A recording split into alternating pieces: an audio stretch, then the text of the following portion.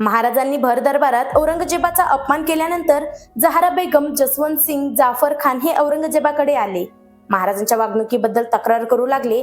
जाफर खान म्हणाला, शिवाने जे केले ते योग्य नाही. दरबारात येऊन त्याने बेदाई केली. आता तर बादशाने काही पाऊल उचलले नाही तर सगळेजण असेच वागतील. जसवंत सिंग म्हणाला, शिवा एक सामान्य जमीनदार आहे, त्याच्या गुन्ह्याची शिक्षा ही मिळालीच पाहिजे. जहारा बेगम म्हणाली, त्यांनी सुरत लुटली, इथे येऊन बादशाचा अपमान केला तरी बादशाह काहीच करत नाही. बराच खल झाल्यानंतर औरंगजेबाने फौलत खानास फरमावले, शिवाला राज अंदाज खानाच्या हवेलीत घेऊन जा. राज अंदाज खानाच्या हवेलीत महाराजांना नेणे म्हणजे कुठल्याही क्षणी मृत्यू येणारच. या हुकमाची माहिती रामसिंहास समजली. तो तडक औरंगजेबाचा बक्षी अमीन खानाजवळ गेला. त्यास रामसिंग सरळ म्हणाला, बादशाने शिवाजी महाराजांना मारण्याचा विचार केला आहे, पण शिवाजी महाराज तर आमच्या शब्दावर विश्वास ठेवून एवढ्या लांब आले आहेत. त्यामुळे बादशाने प्रथम मला ठार मारावे, माझ्या मुलाला ठार मारावे, मग शिवाला ठार मारावे. अमीन खान तसंच औरंगजेबाकडे गेला आणि झालेले बोलणे सांगितले. हे सगळे ऐकून घेऊन औरंगजेब अमीन खानाला म्हणाला, रामसिंगला सांग, शिवाजीसाठी तू जामीन राहा. जर तो पळाला, काही बिघाड केला तर तू जबाबदार राहशील, असे लिहून दे. अमीन खानाचा निरोप मिळताच रामसिंग म्हणाला, ठीक आहे, मी जामीन राहतो. शिवाजी महाराज असे काहीच करणार नाही. घडलेला सगळा प्रकार रामसिंगाने महाराजांना येऊन सांगितला. दुसऱ्या दिवशी महाराज रामसिंगाच्या डेऱ्यात गेले आणि मी काही बिघाड करणार नाही असे वचन दिले. 16 मे रोजी दरबारामध्ये रामसिंगाचे आगमन झाल्यावर औरंगजेबाने त्यास सुनावले, शिवाजीचे सगळे गुन्हे आम्ही मिर्झा राजांकडे बघून माफ केले, पण यापुढे त्याला माफी मिळणार नाही. शिवाला तुमच्या डेऱ्यापासून दूर ठेवण्यात यावे. रामसिंग जामीन राहून देखील औरंगजेबाचे चित्त शांत झाले नव्हते. त्याच्या डोक्यात काही ना काही सुरू होतेच. संध्याकाळच्या सुमारास त्याने रामसिंगास सांगितले, तुझी रवानगी काबूल मोहिमेवर केली आहे. आता महाराजांची पक्की खात्री झाली की औरंगजेब आता काही करून आपले प्राण घेण्यास टपला आहे. वेळ तशी बिकटच होती. महाराजांनी सर्व मस्तकी मंडळींना बोलावून घेतले. महाराज म्हणाले, पुढे काय तजवीज करावी. बादशाचा मनसुबा कळाला, पण येथून कसे जावे. बादशाजवळ एखादे कार्य कबूल केल्याविना तो निरोप देणार नाही. त्यामुळे आपण बादशाच अर्ज करू. महाराजांनी रघुनाथ पंत कोरड्यास अर्ज घेऊन पाठवले. त्यातला मजकूर असा होता, स्वामीशी आमचा दुसरा विचार नाही. आपण निकालास आपले पुत्र घेऊन देखील भेटीस आलो. सेवकाजवळ चाकरी द्यावी. दक्षिणेस कुल आदिलशाही व कुल कुतुबशाही या दोन्ही बादशाही घेऊन हजरतीच देतो. सुबे रवाना करता त्याची कामगिरी पाहणे आपणास घेऊन गुसल करण्यास भेटतो. औरंगजेबाने अर्ज ऐकून घेतला आणि रघुनाथ पंतास म्हणाला, सबोरी करणे. जाफर खान म्हणाला, सेवेला गोसल करण्यास भेटू नये. महाराजांनी आता मोहम्मद अमीन खानामार्फत औरंगजेबास परत अर्ज पाठवला. त्यात महाराजांनी लिहिले होते, मी माझे किल्ले अगोदरच बादशाला दिले आहेत. ते जर बादशाने मला परत करतील तर मी त्याच्या मोबदल्यात त्यांना 2 कोटी रुपये देईन. मला परत जाण्याची आज्ञा देण्यात यावी. मी माझ्या मुलाला शाही चाकरीत ठेवतो. बादशाह म्हणेल त्यावर हात ठेवून शपथ घेतो. बादशाहचे विजापूरकरांसोबत युद्ध सुरू आहे. मला तेथे जाऊ द्यावे. महाराजांचा हा अर्ज ऐकून औरंगजेब संतापला. त्याचा समज झाला की आपले सरदार आता शिवाच्या बाजूने बोलू लागले आहेत. त्याने हुकूम दिला, शिवाला सांगा, इथून पुढे कुणाला भेटायचे नाही. रामसिंग यांच्या घरी देखील जायचे नाही. शिवाला चौकी पहारे बसवा असा हुकूम होताच फौलत खानाने महाराजांच्या डेऱ्याजवळ आला आणि चहूबाजूंनी महाराजांना चौक्या बसवण्यात आल्या. चौक्या पडलेल्या पाहून महाराज फार कष्टी झाले. महाराज कैद झाल्याची बातमी वाऱ्यासारखी सर्वत्र पसरली. विजापूर मोहिमेवर असलेल्या मिर्झा राजांना देखील ही बातमी समजली. आता पुढे काय या चिंतेतच त्यांचे लक्ष मोहिमेवर लागेना. विजापुरी सैन्याकडून ते सपाटून मार खाऊ लागले.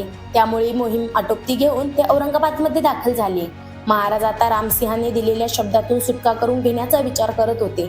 त्यांनी रामसिंहास बोलवले आणि त्यास म्हणाले, तुझ्या शब्दाला खूप वजन आहे. मला वाटत होते, पण इथे बादशाचं वारंवार विनंती करून देखील काही उपयोग नाही. तू बादशाकडे जाऊन सरळ सांग, या शिवाला तुम्ही सांभाळा. त्याला मारायचे तेव्हा मारा. आता माझी जबाबदारी संपली.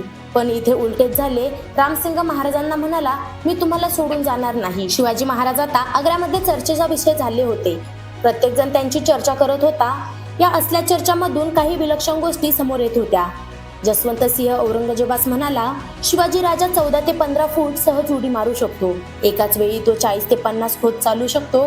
शाहिस्ते खान यांनी तर औरंगजेबाला पत्र लिहून कळवले, शिवा हा धूर्त आहे, त्याला तुम्ही मारून टाका, नाहीतर मी मनसब सोडून फकीर होतो. याहून सगळ्यात कळस म्हणजे आता तर लोक असे बोलू लागले की औरंगजेब नमाज पढण्यासाठी जेव्हा मशिदीमध्ये जातो तेव्हा शिवाच्या भीतीमुळे रस्त्यात अगोदरच चौक्या बसवतो आणि मग खात्री करून पुढे जातो. काय म्हणावे आता. महाराजांच्या फक्त अस्तित्वानेच हे सर्व लोक बिथरून गेले होते. यातून सुटका कशी करून घ्यावी याचा विचार सुरू असताना महाराजांना औरंगजेबाने निरोप पाठवला. तुमच्या जवळील सर्व किल्ले माझ्या ताब्यात द्या, मी तुमचे मनसब कायम करतो. याला महाराजांनी मला मनसब नको असे उत्तर दिले. महाराजांनी परत औरंगजेबाकडे अर्ज केला, मला रामसिंहाच्या ताब्यात ठेवू नका, दुसरीकडे कुठेही हलवा. यावर औरंगजेबाने उत्तर दिले, रामसिंहासारखा निष्ठावंत सेवक नाही, म्हणून तुम्ही तिथेच राहावे.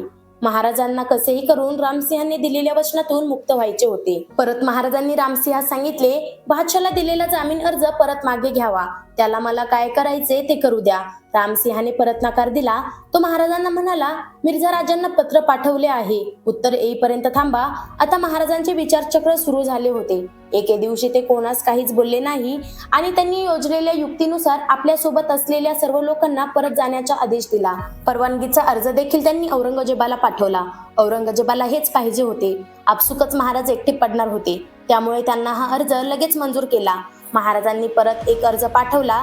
त्यात ते लिहितात, मी फकीर होण्याचे ठरवले असून मला बनारसला जाऊ द्यावे. औरंगजेब म्हणाला, चालेल, तिथे प्रयागच्या किल्ल्यामध्ये राहा. पण याला महाराजांनी सहमती दर्शवली नाही, कारण प्रयागचा किल्ला राजकीय कैदी ठेवण्यासाठी होता. त्यामुळे महाराजांचा हा प्रयत्न देखील फसला. एक दिवस कठीण जात होता. महाराजांना खर्चासाठी आणि तेथील सरदार मंडळींची मर्जी राखण्यासाठी पैसे लागत होते. बरेच दिवस झाल्यामुळे त्यांच्याकडील पैसे संपत चालले होते. यामुळे त्यांनी रामसिंहाकडून 66,000 रुपये उधार घेतले. रामसिंहाने महाराजांना लगेच पैसे देऊन टाकले. महाराजांनी पुन्हा अखिल खान आणि अमीन खान यांच्या मार्फत अर्ज केला की मी माझे सर्व किल्ले बादशाला द्यायला तयार आहे, फक्त सर्व किल्ल्यांचा ताबा घेण्यासाठी मला जाऊ द्यावे. माझे अधिकारी माझ्याशिवाय किल्ल्यांचा ताबा देणार नाही. अर्ज ऐकून घेतल्यावर औरंगजेब म्हणाला, काही गरज नाही, जाण्यामुळे जर किल्ला देत असतील तर लिहून दिल्यावर का देत नाही. महाराजांचा हा प्रयत्न देखील फसला. औरंगजेब पण महाराजांना काही करून रामसिंहाच्या येथून दुसरीकडे हलवण्याचा विचार करत होता. रामसिंहाच्या डेऱ्याजवळील लोक कायम महाराजांच्या मुक्कामाच्या तेथे असत, त्यामुळे त्याला जे साधायचे होते ते साधता येत नव्हते. याच विचाराने त्यांनी महाराजांना राजा विठ्ठलदासच्या हवेलीत नेण्याचा हुकूम फरमावला. थोड्या वेळाने रामसिंहाने महाराजांना निरोप पाठवला, बादशाने तुम्हास माझ्या डेऱ्याजवळ येण्यास सक्त मनाई केली आहे. या निरोपाने महाराज जे समजायचे होते ते समजून गेले. आग्र्यामधून आता सुटका करून घेण्याची वेळ निकट येऊन ठेपली आहे हे महाराजांनी चांगले जाणले. महाराजांवरील जे पहारे होते त्यांची गस्त मी देखील करण्यात आली. महाराजांच्या डेऱ्यावर रामकिसन, जीवा जोशी, श्रीकिशन उपाध्याय, पुरोहित बलराम हे पहारा देत असत. त्यांच्यासोबत भरतनंदन दादांची एक तुकडी असे. तसेच मीना या राजस्थानी शिपायांचा पहारा देखील होता. त्यानंतर बादशाही फौजा आणि त्यानंतर फौलाद खानाचा पहारा असे. हा असा एवढा कडक बंदोबस्त औरंगजेबाने महाराजांभोवती ठेवला होता. श्रावण महिना सुरू होता. महाराजांनी यावेळी दानधर्म करावा असे ठरवले. हा दानधर्म महाराजांच्या योजनेचाच भाग होता. आग्र्यातील प्रतिष्ठित मंडळींना धार्मिक ठिकाणी महाराजांनी मिठाई वाटप करण्याचे ठरवले. या बाबतीत औरंगजेबाने महाराजांना विरोध केला नाही. महाराजांच्या डेऱ्यातून रोज आग्र्यामध्ये मिठाईचे पेटारे भरून जात होते. एक पेटारा उचलण्यासाठी 2 माणसे लागत असत. एका पेटाऱ्यामध्ये एक माणूस बसू शकेल एवढा मोठा तो होता. पेटारे जात असताना रोज विचारपूस होत असे. एके दिवशी महाराजांनी वज्रांना मिठाई पाठवली. त्यावेळी पहाऱ्याच्या लोकांनी विचारले, पेटारे कुणाचे, कुठे चालवलेत? मजुरांनी उत्तर दिले, राजे यांनी वज्रास मेवा पाठवला आहे. पहारेकऱ्यांनी उघडून पाहिले. खात्री झाल्यावर पुढे जाऊ दिले. असाच मग रोजचा राबता सुरू झाला. मिठाईचा वाटप नित्यनेमाने सुरू होता. महाराजांनी आग्र्यातून पलायन करण्याचा दिवस आणि वेळ हे नियोजित करून ठेवली होती. हा बेत फक्त मोजक्याच मंडळींना माहीत होता. 16 ऑगस्ट रोजी रामसिंह दरबारात गेल्यावर औरंगजेब त्यास म्हणाला, सिवा मनसब कबूल करेल अशा रीतीने त्याचे मन वळवावे. त्याचे नातेवाईक व इतर लोक यास हुजूर बोलवावे. त्याने स्वतःचे किल्ले देऊन टाकावे. औरंगजेबाचा निरोप मिळाल्यावर महाराजांनी उत्तर दिले, मला वतनावर पाठवावे, मग जो हुकूम होईल तो मी मान्य करेल. महाराजांनी पाठवलेला हा निरोप औरंगजेबाचा शेवटचा होता, कारण यात जे घडणार होते ते संपूर्ण मुघल साम्राज्यास अनपेक्षित होते. दुसरा दिवस 17 ऑगस्ट 1666चा शुक्रवार. या दिवशी जुम्मा होता. सकाळपासूनच मिठाईचे पेटारे भरभरून जात होते. दुपारच्या वेळी अचानक महाराजांचे मस्तक ठणकू लागले. सोबत हिरोजी फर्जंद, शंभूराजे देखील होते. महाराजांना आराम वाटावा म्हणून बाकीची मंडळी बाहेर पडली. सायंकाळच्या सुमारास महाराजांच्या डेऱ्यातून मिठाईचे पेटारे बाहेर पडले. सुरुवातीचे काही पेटारे पहारेकऱ्यांनी उघडून पाहिले. खात्री झाल्यावर बाकीचे पेटारे उघडून पाहिले नाही. महाराजांना पहारेकरी अधूनमधून आतमध्ये डोकावून पाहत होते. महाराज झोपले होते. प्रहरामागून प्रहर जात होते. रात्र उलटून गेली, सकाळ झाली. दिवस होता 18 ऑगस्ट 1666चा. महाराज बराच वेळ झाला बाहेर आले नाहीत. पहाऱ्यावरील लोकांनी चौकशी केली. महाराज उठले नाहीत. हिरोजी फर्जंद म्हणाले, महाराज झोपले आहेत, मी औषध देऊन येतो. हा बहाणा करून हिरोजी तेथून बाहेर पडला. हिरोजी गेल्यानंतर महाराज उठलेच नाहीत. कसे उठतील? त्यासाठी ते तिथे असायला तर पाहिजे. पहारेकऱ्यांनी आत जाऊन पाहिले तर ते चक्रावलेच. आतमध्ये कोणीच नव्हते. महाराजांच्या पलंगावर एक बांधलेली पगडी, एक आरसा, महाराजांचे जोडे खाली पडलेले होते.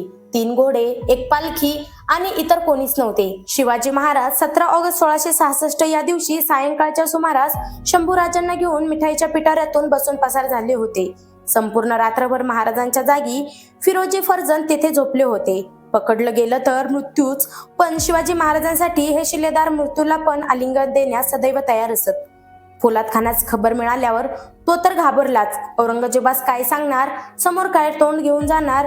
महाराज जमीतून घुसले का आसमानातून उडून गेले असे तो बोलू लागला. रामसिंगास ही बातमी समजली. तो औरंगजेबाकडे गेला आणि महाराज पळून गेल्याची बातमी सांगितली. औरंगजेबास तर आश्चर्याचा धक्काच बसला. असा कसा शिवा गायब झाला? त्याला काहीच कळेना. फौलाद खानाने चहूबाजूस तपास सुरू केला. त्याच हसन अलीच्या जासूसांनी खबर दिली की शिवाचे काही लोक हरकऱ्यांच्या घरी लपून बसले आहे. ही बातमी मिळताच फौलाद खानाने त्यांना जाऊन अटक केली. दुर्दैवाने यामध्ये रघुनाथ पंत कोरडे आणि त्र्यंबक पंत डबीर हे पकडले गेले. जयदेश शकावलीमधील नोंदीनुसार शके 1558 पराभव नाम संवत्सर श्रावण वैत्या द्वादशी रोजी आग्र्याहून पेटाऱ्यात बसून पळाले. महाराजांनी आपले प्राण वाचवून विजय शिक्कामोर्तब केले होते. आग्रा शहराच्या बाहेर 2 कोसावर जाऊन पेटारे उघडून महाराज व संभाजीराजे बाहेर पडले. सर्वजण मथुरेच्या रोखाने दौडत होते. मथुरा हे आग्र्याच्या शहराजवळच होते. तिथे मोरपंत पेशवे यांचे मेहुणे काशीपंत राहत होते. तिथेच कृष्णाजी पंत व विसाजी पंत हे त्यांचे बंधू देखील राहत होते. महाराजांनी परतीच्या प्रवासाच्या वेळी शंभूराजांना त्रिवर्ग बंधूंच्या घरी पाठवले आणि म्हणाले, मी आपल्या देशास आपल्या राज्यात जाऊन पावलो म्हणून तुम्हास पत्र व जासूस पाठवतो. मग तुम्ही संभाजीराजांना घेऊन सर्व बंधू यांनी कुटुंबनेशी येणे. तुमचे सर्व प्रकारे ऊर्जित करून बक्षीस देऊन महाराज निराजी पंत, दत्ताजी पंत व राघोजी यांना सोबत घेऊन वाराणसी तेथे गेले. विश्वेश्वराचे दर्शन घेऊन प्रयागात गेले. तिथून त्यांनी थेट राजगडाचा मार्ग धरला. महाराजांनी यावेळी वेषांतर केले होते. महाराज यावेळी नववर येथून गेल्याची नोंद मिळते. नववरचा फौजदार इबादुल्ला खान याचा अर्ज आला. त्यात त्याने लिहिले होते, संध्याकाळच्या नमाजाच्या वेळी शिवा 5 स्वारांचं या वाटेने गेला. विचारले असता त्याने सांगितले, आम्ही शिवाचे लोक आहोत.